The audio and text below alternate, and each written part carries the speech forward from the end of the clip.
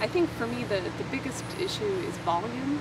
I remember 20 years ago, well 21 years ago now, with Exxon Valdez, and that was such a huge shock. It's probably what made me want to go into marine science in the first place, because it was just this almost 11 million gallons, in this very pristine area, and oh no, and what it was going to do to wildlife, and the volume of oil that we're talking about now, maybe what 175 million gallons. I mean, it's tremendous, and so it's just going to affect that area for a long time. And if you've ever worked in any of these sort of shallow marshland estuarine areas, slow-moving water, a lot of vegetation, which is good for helping build the coastline, but it also what it does is it traps sediment. That's sort of the job of some of these the coastal vegetation, and it's important to stop coastal erosion, but it also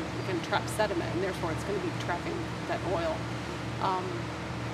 The oil already, when it settles in those areas, when it gets there, I mean, they'll clean up beaches, they'll be getting some of the more populated areas, but so much of that land is just estuary, and where you've got wetland areas where organisms, basically that's their nursery ground. So most marine species that you might even find near the nearshore areas often are going to be growing up in those estuaries, in those very, very shallow, slow water dynamic systems. And I'm not positive that anybody's going to know what the full effects of that are going to be for a long time.